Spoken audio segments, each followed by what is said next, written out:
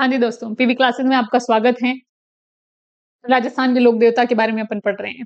सबसे पहले पंचपीर के बारे में जान रहे हैं, पाबू जी के बारे में अपन ने डिटेल से पढ़ा है, बहुत डिटेल से, जो कि राजस्थान के सुंदर लोक देवता माने जाते हैं और राजस्थान के सबसे प्रसिद्ध लोक देवता भी माने जाते हैं, सबसे प्रसिद्ध फड़ है उनकी, है ना? रामदेव जी के बारे में अपन ने पढ़ लिया है। रामदेव, हाँ, रामदेव जी के बारे में एक और चीज़ ऐड कर लेना कि सबसे जो लंबा गीत है ना? वो रामदेव जी का है।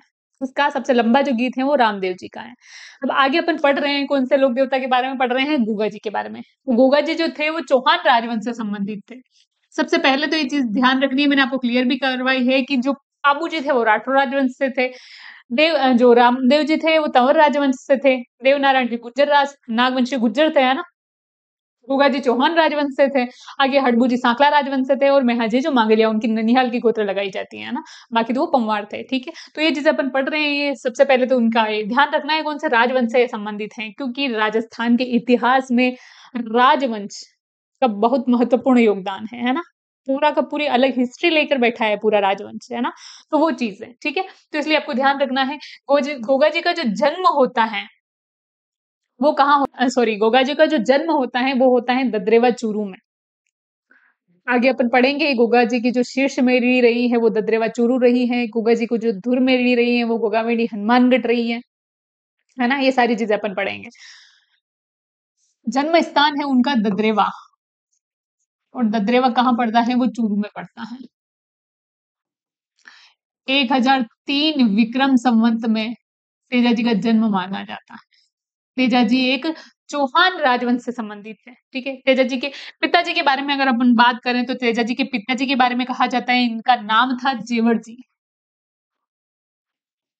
जेवर जी। इनकी माता का नाम था बाछल दे, और जो गोगा जी थे उनकी पत्नी का नाम था केमल दे, ठीक है? पत्नी का क्या नाम था? केमल दे। सही है पेन तो।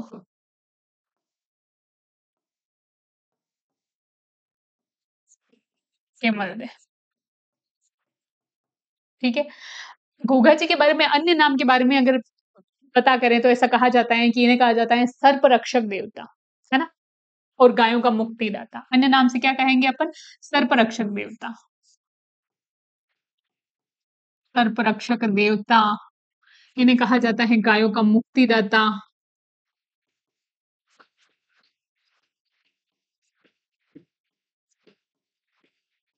सर्प रक्षक देवता कहा जाता है इन्हें, गायों का मुक्ति कहा जाता है इन्हें, नागों के देवता कहा जाता है। वे सारे अन्य नाम किसके हैं? ये गुगा जी के अन्य नाम है। इनका जन्म कहाँ हुआ था? इनकी पत्नी, इनके माता, इनके पिता का क्या नाम था? उनको अन्य किस नाम से जाना जाता है? गोगा जी के मंदिर के अगर बारे में बात करूं तो 3 मुख्य मंदिर हैं। सबसे मुख्य मंदिर तो कौन सा है? एक ही है, ठीक है? सबसे जो प्रमुख मंदिर है वो तो एक ही है। वो कौन सा है? धूरमेडी हनुमानगढ़, ठीक है? दूसरा है ददरेवा चूरू। ददरेवा चूरू में इनकी कहा जाती है इसे शीर्ष मेढ़ी। ये शीर्ष मेढ़ी क्यों कहा गया है ये मैं आगे बताऊंगी आपको, इसके पीछे एक कहानी है। दूसरा है गोगा मेढ़ी हनुमानगढ़। गोगा मेढ़ी जो कि हनुमानगढ़ में पड़ता है।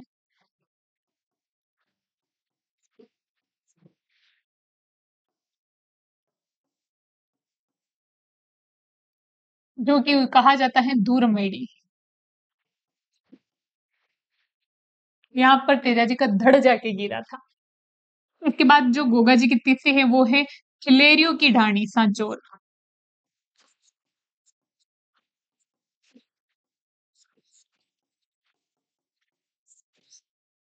पड़ता है सांचोर, और सांचोर कहाँ पड़ता है? जालोर में।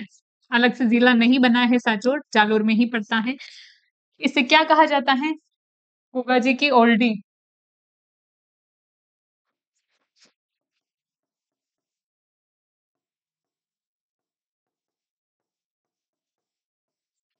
क्या कहा जाता है इसे? गोगा जी की ओल्डी के नाम से जाना जाता है, ठीक है? तो गोगा जी के जो अलग अलग मंदिर हैं उनमें से सबसे जो प्रमुख मंदिर है वो कौन सा है? तो वो है गोगा मेडी हनुमानगढ़, ठीक है? यहाँ पर ही इनका मेला लगता है और मुख्य है, जहां पर उनकी धूर मेडी है। सॉरी, शेषमेढ़ी, धुरमेढ़ी ये क्यों कहते हैं, ये अपन आगे पढ़ेंगे। अच्छे से बताऊंगी मैं आपको कि इसको क्यों कहा जाता है, ठीक है।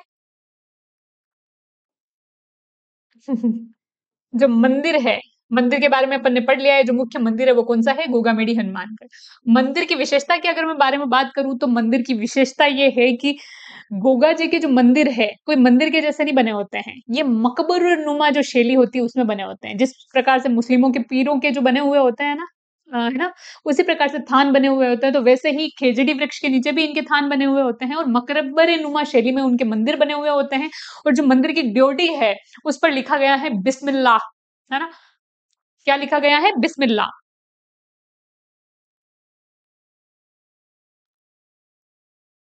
तो मंदिर की विशेषता के बारे में बात करूं तो ये मकबरे नुमा शैली में बने हुए होते हैं।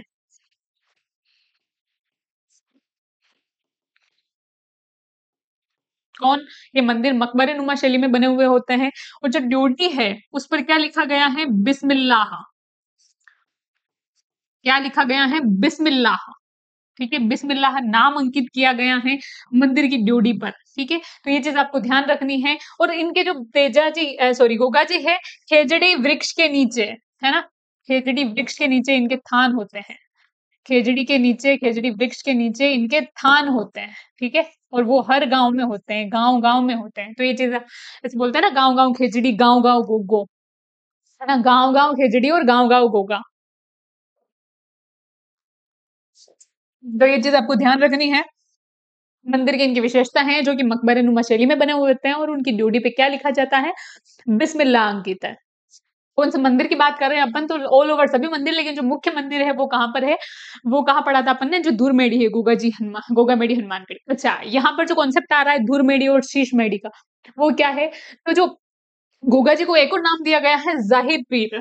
ठीक है, अपन ने जाहिर पीर कहाँ पर लिखा है, गोगा जी को जो अन्य नाम दिया गया है वो दिया गया है जाहिर पीर। ठीक है, इनके अलग अलग नाम कहाँ लिखे हैं अपन ने,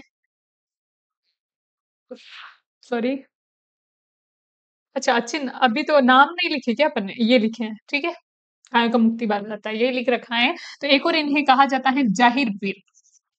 जाहिर पीर के नाम से क्यों जाना जाता है इनको, तो जाहिर पीर के नाम से संबोधित किया था किसने, महमूद गजनवी ने। तो क्या मैं ऐसे कह सकती हूँ कि जो गोगा जी है महमूद गजनवी के समकालीन थे, है ना। तो महमूद गजनवी ने गोगा जी से युद्ध किया था और उसको भाई छक्के छूट गए थे उसके, है ना, पसीना आ गया था गजनवी को, है ना। ग से गोगा जी, ग से गजनवी। गजनवी अफगान से आया था गुजरात को लूटने के लिए, है ना। अफगान से आएगा पहले पाकिस्तान, है ना, फिर पंजाब, राजस्थान, फिर गुजरात है।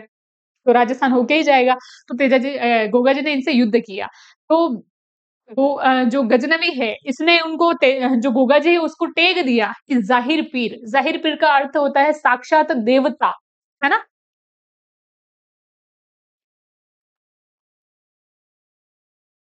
क्या कहा जाता है, इसका जो अर्थ होता है वो क्या होता है, साक्षात देवता। तो ऐसा क्वेश्चन आ जाए कि जाहिर पीर के नाम से किसने संबोधित किया था गोगा जी को, तो वो किसने किया था, महमूद गजनवी ने। अफगान से आया थे और ये गुजरात को लूटने के लिए आया था तब रस्ते में। ठीक है, तो ये भी इनका अन्य नाम है। बात करें अगर, अपन लास्ट क्या पढ़ रहे थे, चिलेरी की रानी, अच्छा ठीक है। मकबरे नुमा शैली है, सारी चीजें अपन ने कवर कर ली है। पुस्तक और पुजारी, जो गोगा जी है ना, बाद में जाके इनके बारे में ऐसा कहा जाता है कि इन्होंने मुस्लिम धर्म अपना लिया था। मुस्लिम धर्म में परिवर्तित हो गए थे, इसलिए इनके जो बाद में वंशज हुए हैं, है ना। और इन्होंने खुद का नाम क्या कर लिया था, कायम खान। इसलिए जो इनके जो वंशज हुए आगे, वो उन्होंने, वो क्या कहलाए, वो कायम खानी मुस्लिम कहलाए। गोगा जी ने, ऐसा कहा जाता है कि बाद में धर्म परिवर्तन किया था, है ना। और क्या नाम रख लिया था स्वयं का, कायम खान। इसलिए इनके जो वंशज है बाद में कायम खानी मुस्लिम कहलाए थे। ये चीज आपको ध्यान रखनी है। गोगा जी के जो मुस्लिम पुजारी हैं वो कहलाते हैं चायल, है ना। गोगा जी के जो मुस्लिम पुजारी हैं वो क्या कहलाते हैं, चायल। तो ये चीज ध्यान रखनी है, ये क्वेश्चन बार बार पूछा गया है। ठीक है, तो इसलिए आपको, वैसे मैं जब एमसीक्यू कराऊंगी तब ये क्वेश्चन जरूर ले लूंगी, है ना, लपेटे में, ताकि आपको मतलब इस हाथ से तो छूटे नहीं, कम से कम नजर से, कि ये तो आना ही आना है। तो जो आ रखे हैं पहले से, ये बहुत ज्यादा इंपॉर्टेंट है, चायल। बात करें अगर पुस्तक की, कि गोगा जी पर कौन सी पुस्तक लिखी गई है, तो गोगा जी पर पुस्तक लिखी गई है उसका नाम है कवि मेह ने, बिट्ठू मेहा जी ने, जिन्होंने बाबूजी रचंद्र लिखा था ना, कवि मेह को ही बिट्ठू मेहा जी कहते हैं, तो उन्होंने लिखा था गोगा जी का रसावला। गोगा जी रा रसावला बुक लिखी है, वो किसने लिखी है? कवि मेह ने।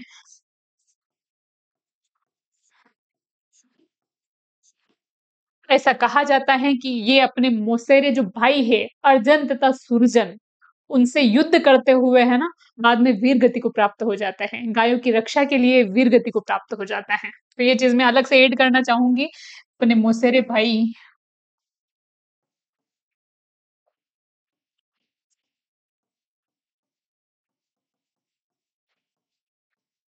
अपने मौसेरे भाई अर्जन व सुरजन, है ना, से युद्ध करते हुए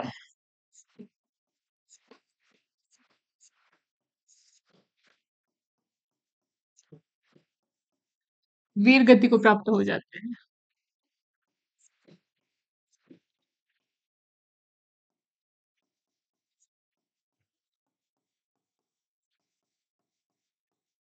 तो ये चीज ध्यान रखनी है। तो अपन ने पढ़ लिया है क्या, गूगा जी के बारे में अच्छे से सारी चीजें क्लियर करते हुए, इनके मुस्लिम पुजारी क्या कहलाते हैं, है ना, चायल के नाम से जाना जाता है। कवि मेह ने गूगा जी का रसावला बुक लिखी है। इनकी पत्नी का नाम है केमल दे, माता का नाम है बाछल दे, जेवर जी चौहान, है ना। गूगा जी चौहान के पिताजी का नाम है ददरेवा चूरू में।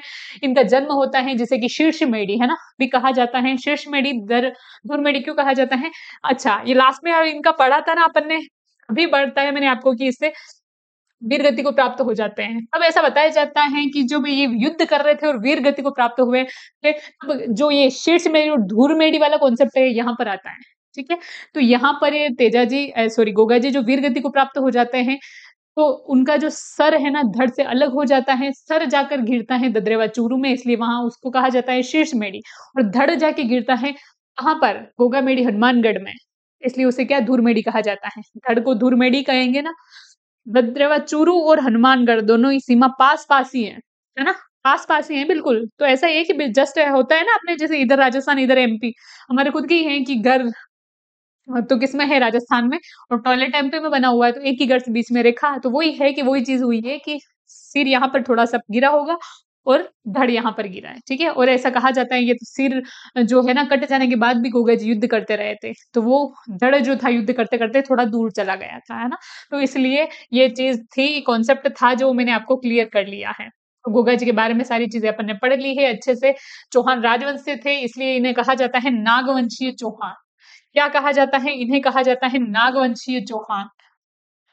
जन्म होता है इनका 1003 विक्रम संवत में। चौहान, ठीक है।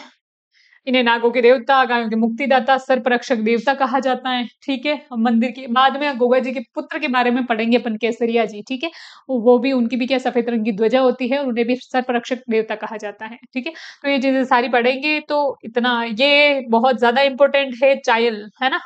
मुस्लिम पुजारी को क्या कहा जाता है? मुस्लिम पुजारी, चायल।